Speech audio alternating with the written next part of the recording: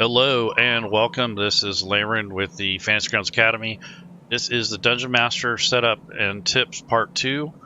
I did another video similar to this a couple days ago. Hoping these are useful. I'm trying to break it up into a few smaller segments instead of a 2-hour video. The last video was right around 25 minutes or so. Hopefully we're going to keep that pattern so you guys don't get burned out. So the last time we met, we actually talked about setup and some considerations and that sort of thing. Now we're going to start getting more into the interface and continuing the actual setup. So without further ado, let's take a look at Fantasy Grounds, and I'm going to turn on my fancy little pointer so I have a way to point out the stuff I'm talking about when I'm clicking on things, so you guys can see where I'm actually clicking. Also, I'm sharing my entire screen because you cannot capture 2 layers with one video feed, so that's another thing that I've done. So I got Fantasy Grounds up. We already have our modules loaded, so the only thing we have are the core rules, which is in this case the SRD, and then the Lost Mine of Phandelver module. We had also added the pre-gens that comes with Fantasy Grounds. We're going to get into that today. And then also we made some adjustments so that we can use the dice tower.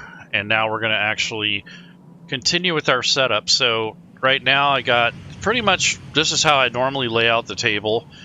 I want to speak about the relationship between the modules and such and the different data types. We did cover a little bit about reference manuals, how you could go in and read the actual books just like you would a PDF or a book, hardback in Fantasy Grounds. Matter of fact, I still have a bookmark of the reference manual that I left from the last time. And you can see you're able to bookmark these things in case you need to recall them. The next thing I'm going to do is start taking and adding the characters to the campaign. So that's an important aspect. We will talk a little bit about character creation. We're not going to do character creation. That's a whole separate thing as far as teaching goes. So when it goes to the point where I need to explain every little single thing in character creation, then that's going to be another 2-hour video. So anyway, so combat tracker's up. We have characters already at the made up for our players to choose. Now this is the character selection window, is where you're going to either create a character using the character wizard, or you can add an item, which is a blank character sheet from scratch. Right now there's 2 different ways to create a character. You can drag and drop the different things from the campaign menu or the character menu. And what that will do is it gives you, your different options for building, like backgrounds, classes, feats, race, those sort of, and spells. So the most efficient way to do that, you don't have to do it this way, but think of a battle-ready character. So A, B, R, C. So abilities, background, race, class. That's the order you would drag over the options. So if you were going to pick a class, that would be the last step. You drag and drop that into this window up here, and that would populate what it needed. The character wizard works differently. When you open that up, you're given menu items. You have 3 or 4 different ways to roll. It kind of gives you a preview of what your character's like, and it gives you less chances to double up and you kind of look over things. But once you hit that commit button, it's pretty much a done deal. It's saved. At that point, if you have to make changes, it's a little bit harder to do once you get past that point. For the manual character creation method, as soon as you drag something over, you're committed to that. So the difference between these builds is this one, the manual process takes a little longer, but you have more flexibility. You can use homebrew, that sort of thing. But when you use the character wizard at this time, I don't know how long it's going to take them to incorporate it, but you're going to be able to use your your standard and your official content to build characters. It doesn't accept homebrew yet.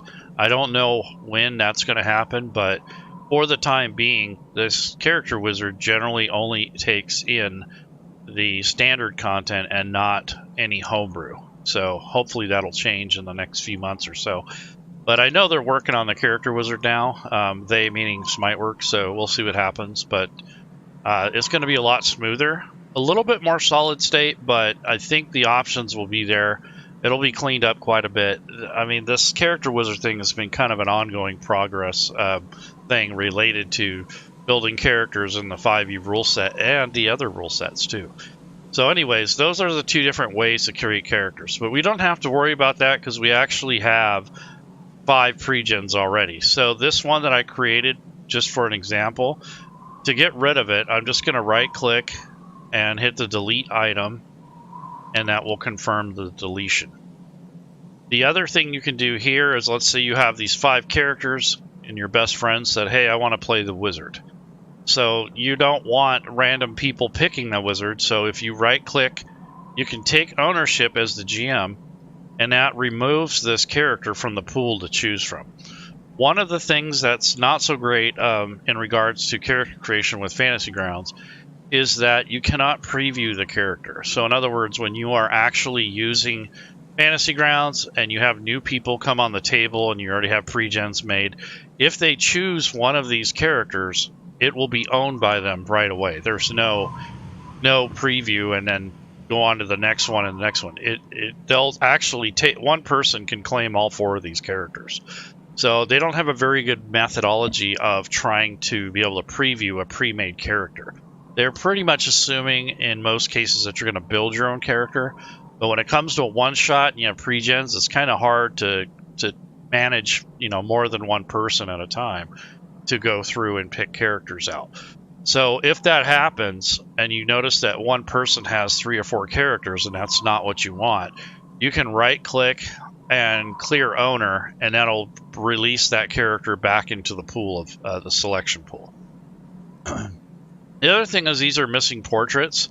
It's not 100% essential to have that, but it does kind of mess with the combat tracker on the map, and it makes it confusing. So I have a different way of assigning the artwork for the portraits if you're the GM. The players cannot really do that. They can only simply open up the character sheet. On the left-hand side, they can click on portrait.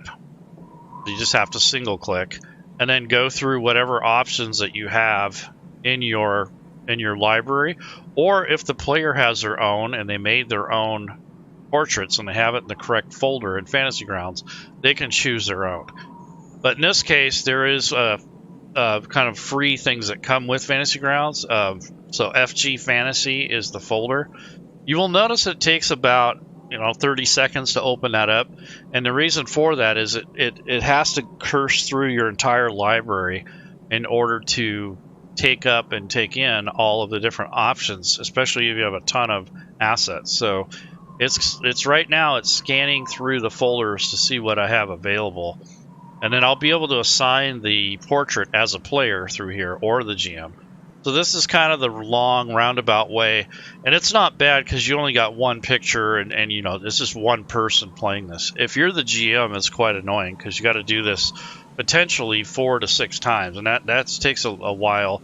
But once you've done the scanning, it works pretty good. So we have the cleric soldier. I know he's a dwarf, or she.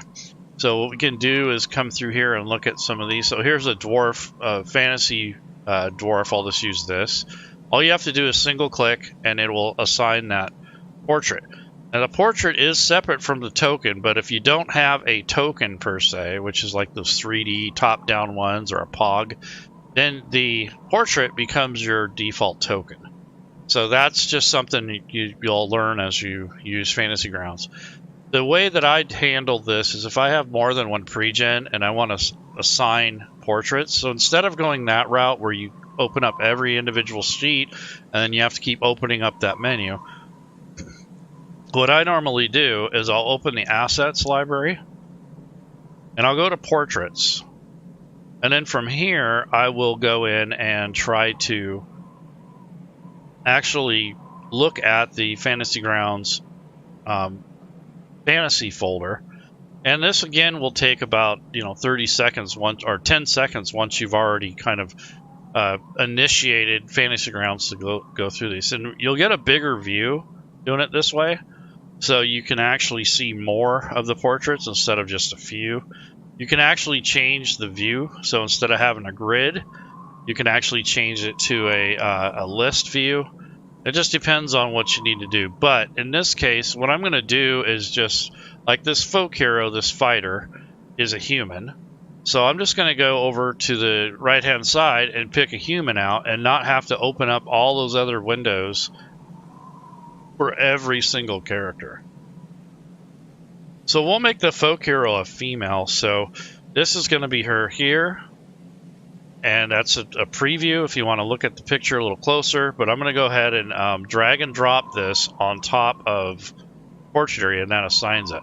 Well, the reason I'm doing it this way, because it's a little bit quicker than trying to open up every single character, go through this menu, and then open up the bag. And, you know, I already have the bag open essentially here. So here's a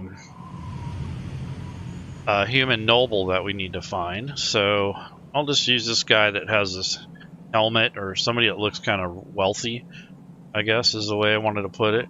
Someone that has armor or some kind of nice gear. So here we go. So we'll use this guy as the human noble. And now we need a rogue. So this particular rogue is a halfling. So let's see what we have over here. See if we got anything that would look like a good halfling rogue. So yeah, just pick anything you want, but I think I'm going to, let's see. These are gnomes. Here's a halfling female, half elf. Not a whole lot of halflings are there? There is an elf that I traditionally like to use. This one here. He's kind of got a roguish kind of look to him. Kind of like this one. Probably one of my favorites in regards to portraits go. Don't have very many favorites in there, but that's definitely. Okay, so let's see what we got here. I want to bring this over closer. Oops.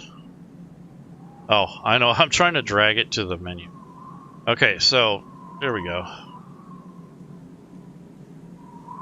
That's more like it, but I grabbed the wrong one. Okay, come on. There we go. So that's all me making mistakes there. Okay, so now a wizard acolyte. This is a half elf. We'll make this another female character. So here's some elves that look pretty close. And I like the druidess. She looks pretty cool, but this is more of a half elf, so we'll see. So there's goblins, humans. Wait, there we go. So here's the female half elf. We'll use this one as the wizard acolyte. So there's the portrait. So it's a little bit easier or a little less time consuming to do it through this method instead of through the character sheet like a player would. So that's a good start. And then the other thing you want to do is to add these to the combat tracker. What I'm going to assume is that your players have already come on the table and they've chose their characters. Once that happens, then you drag these over and put them on the combat tracker. Now, when it comes to one-shots, especially non-Adventure League stuff, we're talking D&D here. So if you're going to have a campaign, you definitely want to utilize this party sheet. The party sheet is a tool to track the entire party as a group. There's a lot of other functionality to it, but I want to add these to the party sheet if they're going to be part of a campaign or something that's kind of important. If it's a one-shot, it's probably not essential to add these to there. But if you're going to do like a series of adventures together, or if you're doing Adventure League and that, you might want to use the party sheet. So this party sheet allows you to look at this as a whole. So you can look at the entire group. You get an overview of their stats and stuff, let's see, their perception, their armor class, those sort of things. Down below, you have these dice roll capabilities. So for instance, like in the combat tracker, let's just say you wanted to roll a perception check for the entire party, but you don't necessarily want to make an announcement. So you can hide the roll, you can use the ability that you think is pertinent. So in this case, maybe it's a perception roll. And I'm going to make the challenge rating a 12. So by hiding the roll and assigning the DC challenge rating, now I can roll behind the scenes as the GM and not announce for everyone to make a perception check, because that usually gives it away. So if I roll this, it's going to be behind the scenes, and I will know who successfully rolled or who failed. So the wizard succeeded, the rogue failed, the cleric soldier succeeded, everyone except for the rogue succeeded. So that then based on that, I might change how I narrate the information that's about to be revealed. So all these people actually rolled really well except for the rogue. So this is just a way that you can use the party sheet, and you can actually initiate ability saves and checks here. And then you have your inventory tab where you can manage, and you can actually award treasure and loot through here. And you can actually get an overview of who's carrying what and what the total gold is in the party and all that good stuff. And it even breaks down like how many so-and-so has and such has. And then when you go to the order tab, this is kind of a new thing that just came out this week. This allows you to set up a watch order, which is kind of basically just like a role play thing. So I'm going to do that now. So the human noble takes first watch. The cleric soldier, which is a healer, takes second watch. The folk hero takes third. And then the wizard acolyte takes the fourth watch. And the rogue halfling takes the last watch. So that's all that is. And what this does is it kind of gives you an idea of who's sleeping and who's awake in case you want to do a random encounter when they're resting or something like that. You can also use this order for a number of things. I actually make a table, and if there's a random event, I assign that table to whatever other tables that are pertinent, and it will let me know which character was awake at the time and that sort of thing. But anyways, so this centerpiece here for the formation allows you to set up your marching formation. Up is north, or with this arrow here is just a way to indicate which direction is north. I'm going to take and drag the acolyte in the center because she's going to be in the very middle of the group. So I drag her token in there, and that puts her in that position. The human noble usually travels up front, so I'm going to have him up there. The fighter folk hero usually uses her bow quite a bit. She has a bow, so she'll be back here. And then the cleric soldier, he's usually near, he's not right up front, but he's usually in the beginning area. And then the rogue is usually off by himself, off to the rear or the back somewhere. So this is just a way that you can set up the formation. And what this will do is it'll allow you to drag the party onto a map in that formation. And you can change this by rotating depending on which direction they're going. So this is like your starting formation when you're getting ready to start adventuring, and you could drag and drop this on the map. It didn't do this before, like you didn't have this capability before, so it's pretty new. And then, of course, you have the XP tab where you can award encounters for like combat, traps, and that sort of thing. And then quest items are like milestones, goals, story awards, those sort of things. So these are convenient ways to do that. So this is the party sheet. That's what this does, essentially. I'm not going to be able to show too much in this episode, like how it actually works. I'll do a little bit of that later. But I just wanted you to know that this is available.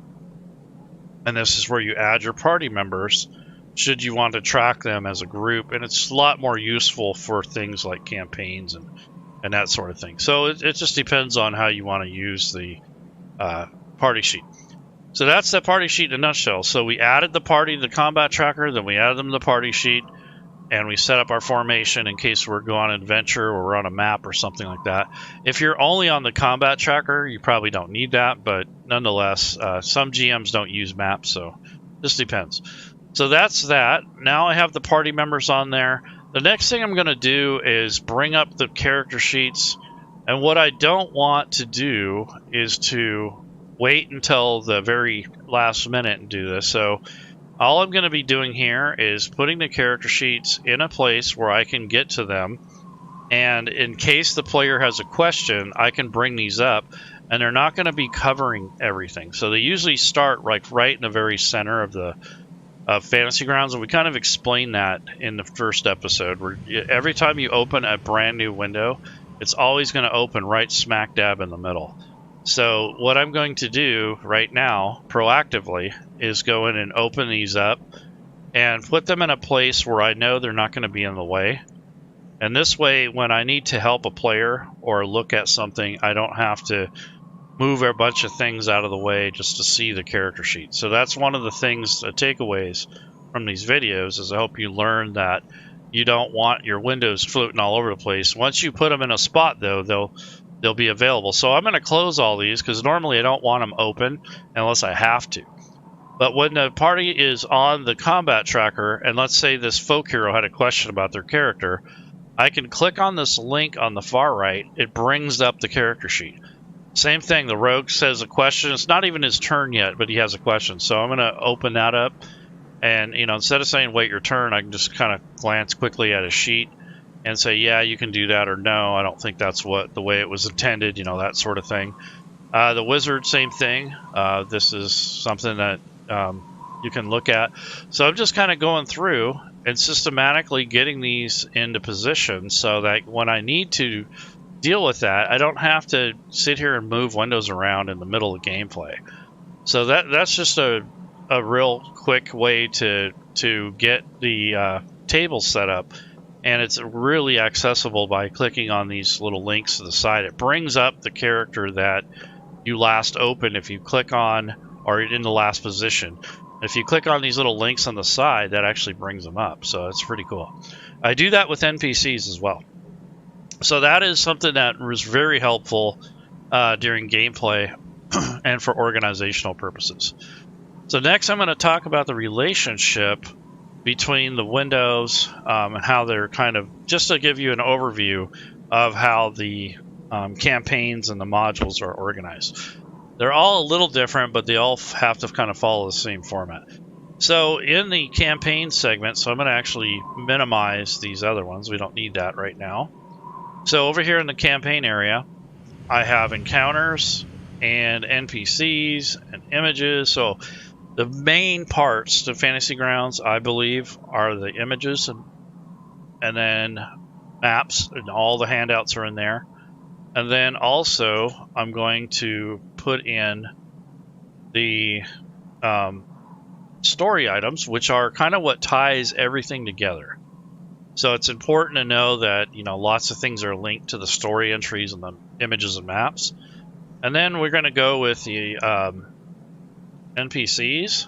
They kind of go together. Encounters are made up of NPCs, so they go together. And then the items, the campaign items and such, like weapons and treasure and that sort of thing, goes here. Parcels are kind of, I want to say, like treasure, those sort of things. So those would go close to the items, depending on what you're doing in your campaign and such. But that's generally where those items get tied together and to make like a treasure or loot. And then you have vehicles, which is new record type. So you can make ballista, or you can use it for Starfinder, but they're kind of like NPCs. So I'd kind of put those together. Essentially, these are very similar in how they work. They are a little different, but they're similar. Let's see. So we got tables, which helps you randomize encounters, generate other tables, create loot tables, all kinds of interesting things. So you can also randomize events like story elements and that sort of thing. And then you have your quest items, which are your milestones, goals, and such. So that's the most of the data types there. These are what sort of is included in a full-scale campaign. If you have a map module, you might only have tables, story, and images, maybe not necessarily all these other. It depends on what the accessory or the module is. Adventures usually include all these. I've seen adventures without quest items. I've seen adventures without tables. I mean, it just depends on what the content is. But in general, all these different things are what makes up a module. And what it is that they are actually equivalent to some of the elements that are in your library and the actual assets or modules in the reference manual. So I open up modules, I click on the adventure, here's the reference manual. But as you can see, this is shortcuts to the pre-gens, encounters, random encounters, and that's just a part of the encounter tables. Images, magic items, NPCs, so all these are indirectly related to these data types here.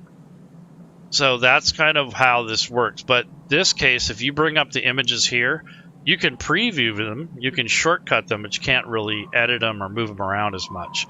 So they're more hard-coded when they're actually in the reference manual.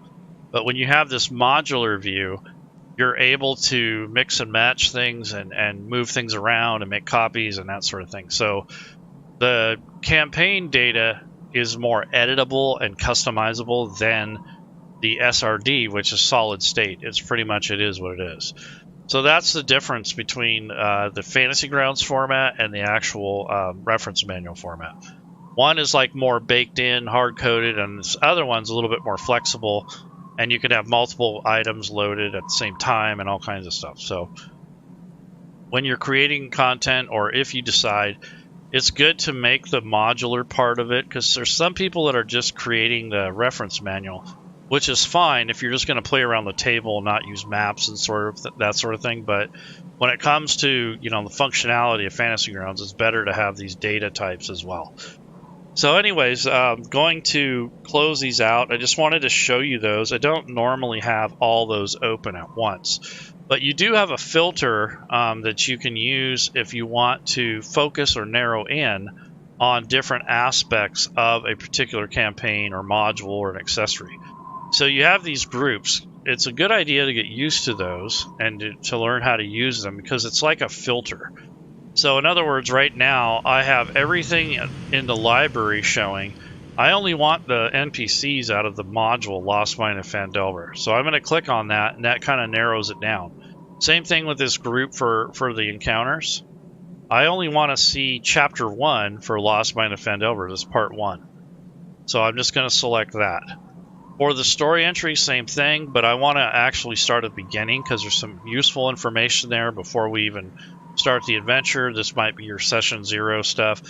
And then here in the images, you have a couple different options.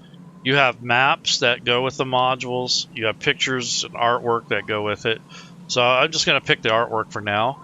And then you have the items themselves. So it's broken up into mundane items and then regular or magic items and regular items. So here's the D&D Lost Mine of Phandelver, and then here's the magic items.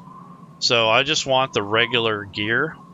And then for parcels, this is also for your treasure. So these are your different chapters and groups within the groups that are in the data windows. So data windows being images, NPCs, encounters, stories, you know, that sort of thing. So this is how it's organized. So if you think of these in little groups here, in priority and such, you know, you have kind of a relationship with these, and the other ones I showed are more individual. But essentially, this is where everything is kind of, you know, formatted and focused. And then the story entries is normally where I start when I'm looking at in the images. These are the ones I use the most. The other ones, I don't break those out very often because they're already linked into these different windows. So if I open up a page, there might be a table, there might be an encounter. It's already linked in. I don't normally have to open up the other windows. So that is part of, you know, basically the interface and where you're going to find things and what they mean and that sort of thing. So now what I would do for the next video is probably go into, you know, actually running the game, but I wanted to show you where things are at, how to access them more, and then how to use these filters, and then get an understanding of kind of how the content's put together. I think, you know, just telling you or just reading in a manual really doesn't do much. And you also have to put a little time in, so open up some windows, play around, take a look. It's not going to break anything. You can go through the folders and see what's going on in there and kind of just poke around and click windows. And that's really the only way you're going to understand how this works effectively. So this is just a preliminary thing for setup. So all I did was in episode 1, I just kind of got the table ready. I just was explaining some things. This one, we're kind of preparing for the actual campaign, and we narrowed down, you know, which content that we're going to work with, and then we're going to actually start organizing the campaign in episode 4. I'm going to show you some tips and tricks on how to keep the table from getting too cluttered and that sort of thing. I've put out social media and those sort of things with little diagrams and such, and then I've done other videos. And when I teach the GM courses, that's generally one of the big takeaways is to manage the windows and to only load what you need. So in this case, the modules, I don't need all the other books unless I'm creating characters or leveling up. Or if I'm creating content, you know, when I'm by myself and I don't have anyone connected to the table, I might open a few more modules to borrow that stuff. But generally, I try to run as lean as possible because it actually creates lag after you have way too many things open and you've shared 100,000 things. And it might just be that it crept up during your campaign. So as your campaign builds, the amount of data builds, and then you actually are probably sharing things, and you have to kind of go back and clean that up. So unload books that are unnecessary, you know, unshare images, those sort of things to help keep the table healthy and from having all the lag and that sort of thing. So that's just a general overview of getting set up and getting everything in place. The next episode, I'm actually going to go through and start organizing this more finely, and then the last video, I'll actually run a short combat just to kind of highlight some of the things that you'll want to do with the maps and getting set up for your first encounter, and then kind of give you a taste of the combat tracker. So that'll be a whole nother video too. So I got a couple more videos to go, but this is generally the information that I divulge and that I share in the classes. So take care, everyone. Enjoy your weekend. I'll try to do these as much as I can. Hopefully you'll get to playing. There's a lot of games that are sponsored by Smiteworks, some paid, some free, and also in the Fantasy Grounds Academy we do have some free one-shots and some courses and such to help you with Fantasy Grounds. So take care, everyone. Have a good day. If you like the content or you hate it, whatever, put it in the comments, and then I'll try to respond to those as best I can. Take care, everyone.